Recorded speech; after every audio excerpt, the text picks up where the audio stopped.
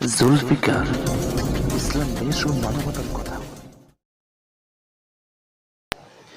আসসালামু আলাইকুম ওয়া রাহমাতুল্লাহি ওয়া বারাকাতুহু।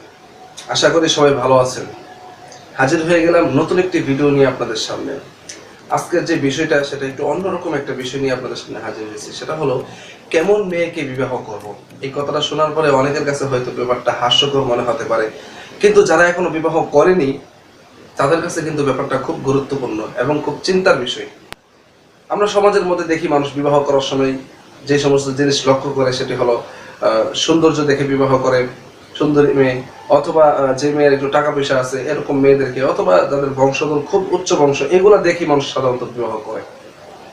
তার ফলে কি হয় যে বিবাহের পরে তাদের সংসারের মধ্যে অশান্তি লেগে থাকে এবং একটা পর্যায়ে এমন আসে যে তখন ডিভোর্সের মাধ্যমে বিবাহটা ভেঙে দেওয়া হয়।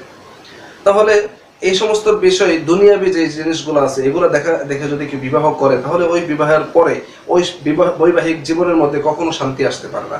আর যে শান্তি যদি আসতে হয় তাহলে আপনাকে খুঁজে নিতে হবে ইসলামের মধ্যে কি বিধান রয়েছে বিবাহের ব্যাপারে।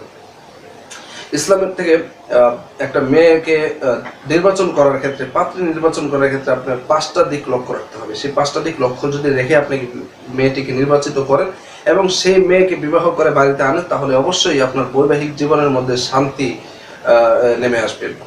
আর সেই 5টি বিষয়ের মধ্যে প্রথম যে বিষয়টা সেটা হলো যে যে পাত্রীকে আপনি নির্বাচন করেছেন বিবাহের জন্য সেই পাত্রীটি কি শরীয়তের দৃষ্টিতে কোনো এক শরীয়তের দৃষ্টিকোণ থেকে তাকে বিবাহ করা হারাম কিনা। যেমন আল্লাহ তাআলা পবিত্র কুরআনুল কারীমের সূরা নিসার মধ্যে 23 নম্বর আয়াতের মধ্যে আল্লাহ তাআলা এই বিষয় সম্পর্কে আলোচনা করেছে। সেখানের মধ্যে আল্লাহ তাআলা বলে দিয়েছেন কোন কোন নারীদেরকে বিবাহ করা হারাম।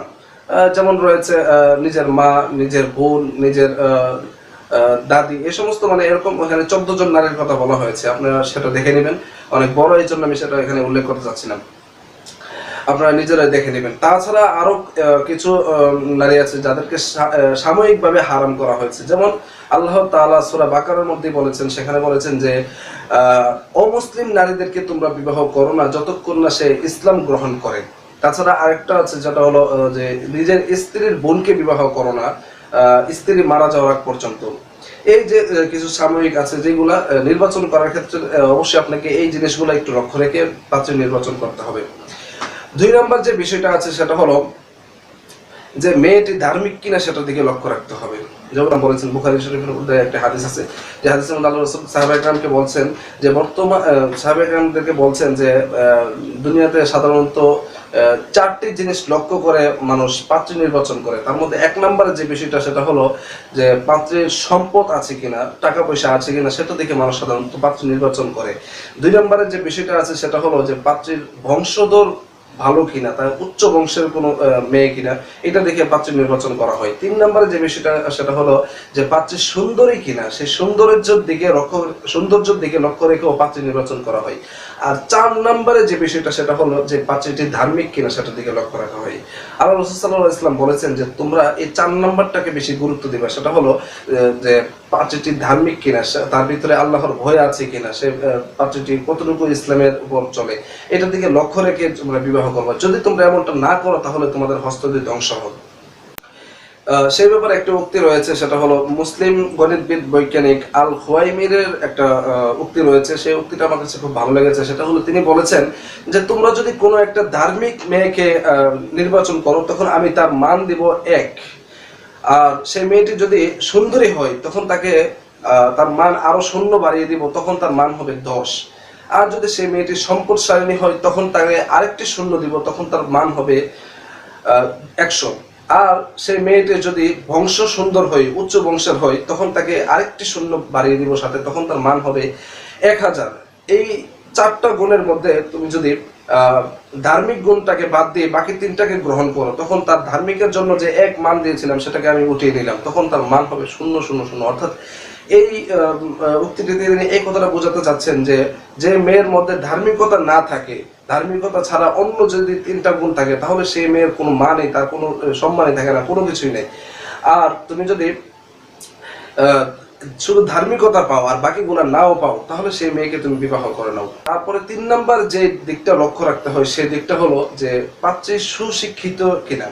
এটার দিকে লক্ষ্য রাখতে হবে। যে আল্লাহ রাসূল সাল্লাল্লাহু আলাইহি ওয়াসাল্লাম বলেছেন যে তলাবুল ইলমি ফারিদাতুন আলা কুল্লি মুসলিম, প্রত্যেক মুসলমানকে ইসলামের জ্ঞান, দ্বীনের জ্ঞান অর্জন করা ফরজ।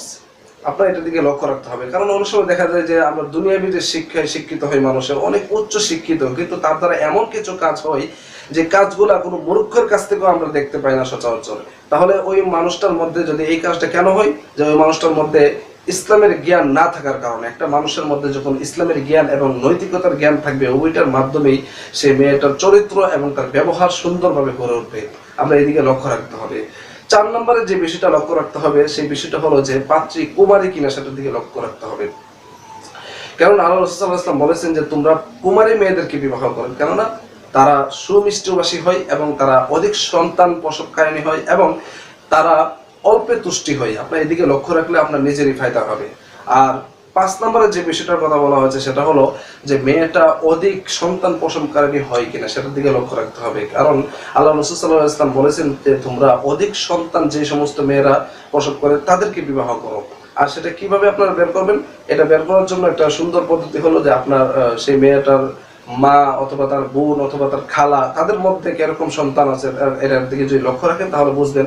তাদের সন্তান যদি বেশি হয় তাহলে বুঝতে পারবেন যে ওই মেয়েটারও বেশি সন্তান হওয়ার সম্ভাবনা রয়েছে। আর এটার যুক্তি দেখাতে গিয়ে আল্লাহ রাসূল সাল্লাল্লাহু আলাইহি ওয়াসাল্লাম বলেছেন যে তোমরা যদি অধিক সন্তান প্রসব করো তাহলে আমার অনেক উম্মত হবে এবং হাসরের ময়দানে আমি অনেক উম্মত নিয়ে হাজির হতে পারবো।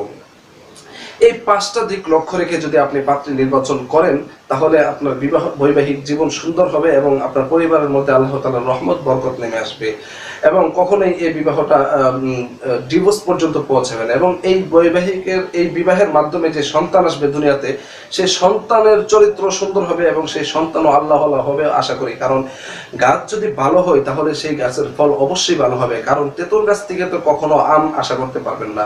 যদি পাত্রী খারাপ হয়, ওই পাত্রীর কাছ থেকে তো আপনি ভালো সন্তান আশা করতে পারেন না। এই জন্য অবশ্যই পাত্রী নির্বাচন করার ক্ষেত্রে এই 5টি বিষয়ের প্রতি অবশ্যই লক্ষ্য রাখতে হবে। আমি আজকে এতটুকু পর্যন্ত আলোচনা করছি। সবাই ভালো থাকবেন। আর পরে যে ভিডিওটা বানাবো সেই ভিডিওর মধ্যে আমি অবশ্যই পাত্র নির্বাচন করার যে কিছু দিক রয়েছে সেগুলো সম্পর্কে আলোচনা করব। আমার জন্য সবাই দোয়া করবেন। আজকের মতো এখানেই বিদায়। আসসালামু আলাইকুম ওয়া রাহমাতুল্লাহি ওয়া বারাকাতুহু।